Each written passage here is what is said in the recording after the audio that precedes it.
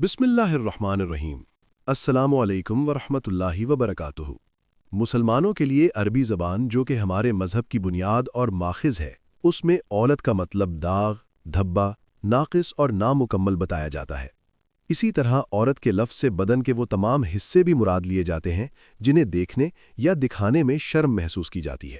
عربی کے بعد اسلام پر سب سے زیادہ اثر فارسی زبان کا آیا، جس میں عورت کے معنی ننگ، عریانی اور شرم کے لیے استعمال کیے گئے ہیں۔ یہ الفاظ مصنف سعید ابراہیم صاحب کی کتاب سیکس اور سماج سے لیے گئے ہیں۔ وہ اپنی کتاب میں لکھتے ہیں کہ تاریخ میں تقریباً 5 لاکھ برس کا ایک ایسا دور بھی گزرا ہے جب مرد کے مقابلے میں عورت کو زیادہ اہمیت دی جاتی تھی۔ اولاد مرد کے بجائے عورت کی نسبت سے جانی جاتی تھی، اور عورت کو مویشی اور زرخیز زمین کی طرح ایک پیداواری یعنی پروڈکٹیو وجود سمجھا جاتا تھا، کیونکہ وہ بچوں کو جنم دیتی تھی۔ چنانچہ عورت کو دیوی کی طرح سمجھا گیا، اس کے مجسمے بنائے گئے اور اس کی پوجا کی گئی۔ عورت اور زمین کے لیے استعمال ہونے والے الفاظ جیسے ماں اور کوکھ اسی سوچ کی نمائندگی کرتے ہیں، جیسے دھرتی ماتا، دھرتی ماں اور زمین کی کوکھ۔ کتاب کے ایک چیپٹر کا عنوان ہے اولین جنسی گناہ کا الزام عورت کے سر، یعنی پہلا جنسی گناہ بھی عورت پر ڈال دیا گیا۔ سعید ابراہیم صاحب لکھتے ہیں کہ عورت کی لاکھوں برس سے قائم برتری کو آدم کی پسلی سے حوا کی پیدائش کی مذہبی کہانی کے ذریعے ختم کر دیا گیا۔ ہماری الہامی کتابوں میں ایک خاص درخت کا پھل کھانے کا ذکر ہے، جس کے بعد آدم اور حوا کو ایک دوسرے کے لیے جنسی کشش کا ادراک ہوا، جبکہ سیب یا گندم کے دانے کی کہانیاں مذہبی پیشواؤں کی گھڑی ہوئی ہیں۔ مصنف کے مطابق اس کہانی میں عورت کی برتری ختم کرنے کے لیے 2 طرفہ حملہ کیا گیا۔ اسے پہلی پیدائش کے شرف سے محروم کیا گیا اور پہلے گناہ کا ذمہ دار بھی اسے ٹھہرا دیا گیا۔ یوں اسے ہمیشہ کے لیے احساس کمتری اور گناہ میں مبتلا کر دیا گیا۔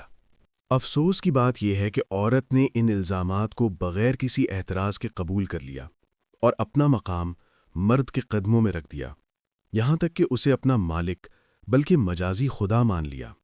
مرد، جسے ہمارے معاشرے میں خصم کہا جاتا ہے، اس لفظ کا مطلب ہی دشمن بتایا جاتا ہے۔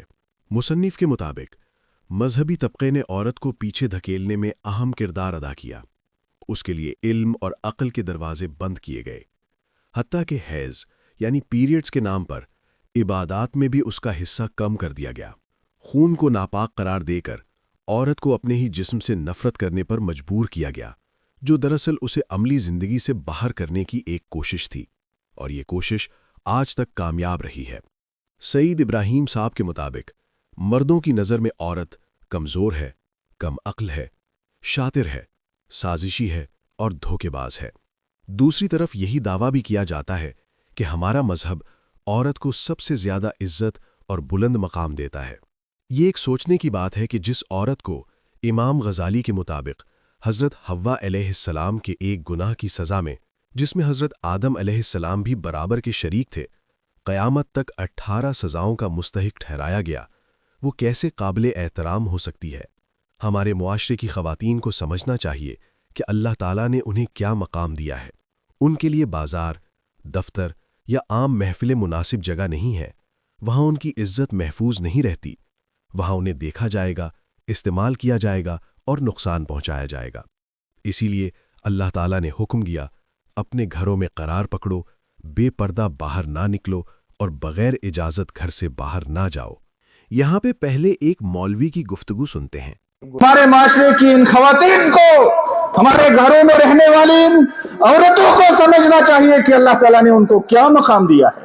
ان کے لیے بازار مقام نہیں ہے، ان کے لیے دفتر مقام نہیں ہے، ان کے لیے کوئی آفس مقام نہیں ہے، وہاں ان کی کوئی عزت نہیں ہوگی، وہاں ان کو بیچا جائے گا، ان کی نظروں کو کھایا جائے گا، ان کو نوچا جائے گا، ان کو رولا جائے گا، ان کے ساتھ ریپ کیا جائے گا۔ اسی لیے اللہ تعالیٰ نے یہ قانون نازل فرمایا، وَقَرْنَ فِي بُيُوتِكُنَّ، کہ اپنے گھروں میں قرار پکڑو، اپنے گھروں سے بے پردہ مت نکلو، بغیر اجازت کے مت نکلو۔ ویورز، سعید ابراہیم صاحب نے اپنی کتاب میں ان 18 سزاؤں کا براہ راست ذکر نہیں کیا، لیکن میں نے مناسب سمجھا کہ آپ کو امام غزالی کے مطابق بیان کردہ ان سزاؤں سے آگاہ کیا جائے۔ امام غزالی کی کتاب نصیحت الملوک، جو پہلے فارسی میں لکھی گئی اور بعد میں عربی و دیگر زبانوں میں ترجمہ ہوئی، کہ باب در صفت زنان میں ان سزاؤں کا ذکر ملتا ہے۔ ان کے مطابق حضرت حوا کی لغزش کے بعد اللہ تعالیٰ نے ان کی توبہ قبول تو کر لی، لیکن ان کی نسل کی عورتوں کے لیے 18 آزمائشیں مقرر کر دیں۔ نمبر 1، حیض یعنی پیریڈز۔ نمبر 2، حمل کی مشقت۔ نمبر 3، بچے کی پیدائش کی تکلیف۔ نمبر 4، وراثت میں مرد کے مقابلے میں نصف حصہ۔ نمبر 5، طلاق کا براہ راست اختیار نہ ہونا۔ نمبر 6، نکاح کے لیے ولی کی ضرورت۔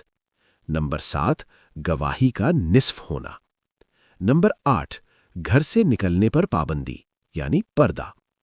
نمبر 9، نماز جمعہ فرض نہ ہونا۔ نمبر 10، نماز عیدین فرض نہ ہونا۔ نمبر 11، آذان دینے کی ممانعت۔ نمبر 12، مردوں کی امامت نہ کرانا۔ نمبر 13، حج کے لیے محرم کی شرط۔ نمبر 14، جہاد میں شرکت کی فرضیت نہ ہونا۔ نمبر 15، حکمرانی اور قاضی بننے کی ممانعت۔ نمبر 16، ایک وقت میں صرف ایک شوہر رکھنے کی پابندی۔ نمبر 17، حیض کے دوران نماز و روزہ کی ممانعت۔ نمبر 18، عدت گزارنے کی پابندی۔ تو ویورز، یہ ہیں وہ 18 سزائیں جو بقول امام غزالی عورت کے لیے مقرر کی گئی ہیں۔ میں وقتاً فوقتاً سعید ابراہیم صاحب کی کتاب سیکس اور سماج کے حوالے سے مزید مواد آپ کے ساتھ شیئر کرتا رہوں گا۔ ناظرین، آج ہم نے اس پر بات اس لیے کی کہ معاشرے کی ہر حقیقت پر روشنی ڈالی جائے۔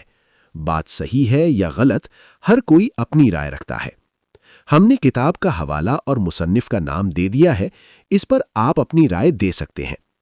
ہمارے لیے معاشرے میں ایک عورت کا بہت اعلیٰ مقام ہے، بیوی ہو، بہن ہو، بیٹی ہو، چاہے وہ ماں ہو۔ اس لیے عورت کی عزت بھی کرنی چاہیے۔